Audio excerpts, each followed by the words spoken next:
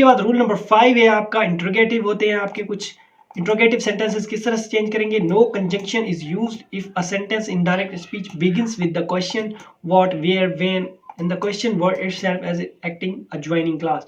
मतलब जब भी आपका इंट्रोगेटिव सेंटेंस होगा जो कि व्हाट वेयर व्हेन से शुरू होगा, तो वहां पे आप कोई कंजंक्शन यूज नहीं करेंगे, मतलब उस सेंटेंस को आप नहीं जोड़ेंगे। जैसे where do you live asked the boy, अब इसको चेंज करेंगे आप the boy inquired where I lived. ठीक है, अब यहाँ पे आप दैट वगैरह नहीं लगाएंगे। ठीक है, तो आप इस तरह से इसको चेंज करेंगे इंट्रोगेटिव को। आप क्वेश्चन पूछेंगे, क्वेश्चन की जगह आपका इंक्वायर्ड, क्योंकि क्वेश्चन पूछ रहे हैं जाहिर बात है इंक्वायर्ड कर रहे हैं ना, वो पूछ रहे हैं।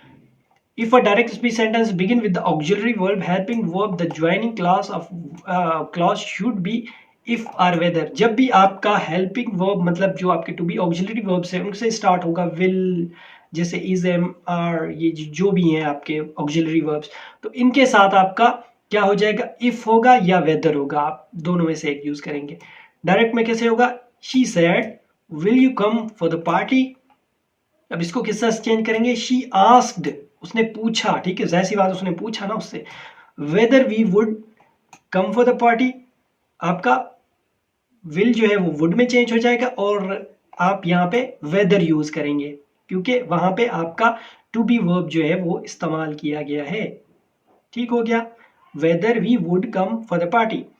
उसके बाद रिपोर्टिंग वर्ब होगा, reporting verb such as said, said to, changes to, inquired, asked और डिमांडेड। आपके जो ये हैं ये चेंज हो जाएगा आपका इंक्वायर्ड, आस्क्ड या डिमांडेड में। इस तरह से he asked me to what are you wearing, he asked me, he said to me, okay, he said to me what are you wearing, ऐसी बात उसने उससे पूछा, ही आस्क्ड मी। यहाँ पे आप इंट्रोगेटिव में इस तरह से चेंज करेंगे व्हाट आई वाज वियरिंग। तो इस तरह से आप इसको इंट्रोगेटिव को डायरेक्ट से इनडायरेक्ट में चेंज करते हैं।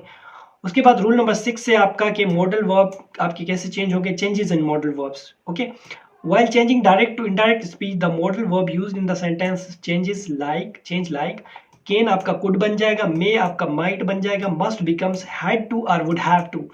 यहाँ पे इस चीज का ध्यान रखना है आपने। एग्जांपल्स चेक करें, डायरेक्ट है आपका she said she can dance, अब शी कैन डांस, इसका चेंज होगा she said that she could dance, she said that she could dance। आप इस तरह इसको चेंज करेंगे, मॉडल वर्ब आपके चेंज होंगे। उसके बाद एक और है she said I may buy a dress, she said that she might buy a dress, may आपका might में चेंज हो जाएगा। उसके बाद Rama said I must complete the assignment, Rama said that he had to complete, अब must की जगह आप had to कर देंगे या would have to। ओके, यहाँ पे हम had to करेंगे, had to complete the assignment। अगर फ्यूचर होता तो आप would करते, जाहिर सी बात है, और यहाँ पे आपका पास्ट है तो आप यही रखेंगे। These are modal verbs do not change, आपके ये जो मॉडल वर्ब्स हैं ये चेंज नहीं होते, like could, would, should, might और टू, ये आपके चेंज नहीं होते। जैसे कि एग्जांपल है आपका she said I should clean the house, she said that she should clean the house. ये वाले जो आपके मॉडल वर्ब्स हैं ये आपके चेंज नहीं होंगे। ये आपका रूल नंबर 6 था जो कि आप मॉडल वर्ब्स को चेंज करते हैं।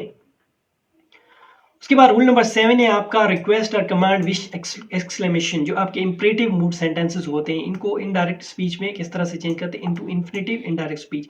ये आपके इन्फिनेटिव में चेंज हो जाते हैं। किस तरह से, she said to her please complete it, उसने क्या कहा, उससे रिक्वेस्ट किया। इंपरेटिव है तो हम कहेंगे रिक्वेस्ट, शी रिक्वेस्टेड हर।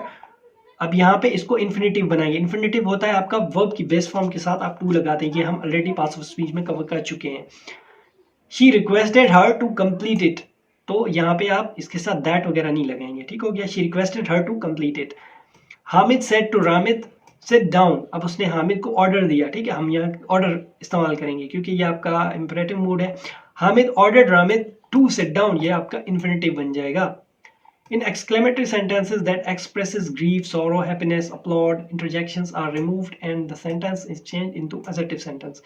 मतलब आपके एक्सक्लेमेटरी सेंटेंस जो होंगे जो एक्सप्रेस कर रहे होंगे ग्रीफ, सॉरो, हैप्पीनेस, अपलॉड या इंटरजेक्शंस जो होंगे वो आपके रिमूव हो जाएंगे। किस तरह से, she said alas I am undone, अब ये आपका इंटरजेक्शन है तो इसको आप रिमूव कर देंगे। शी एक्सक्लेम्ड सैडली, ठीक है, आप ये सैडली, उसने सैडली बोला ना, जाहिर सी बात है, दैट शी वाज ब्रोक और अनडन, व्हाटएवर जो भी है।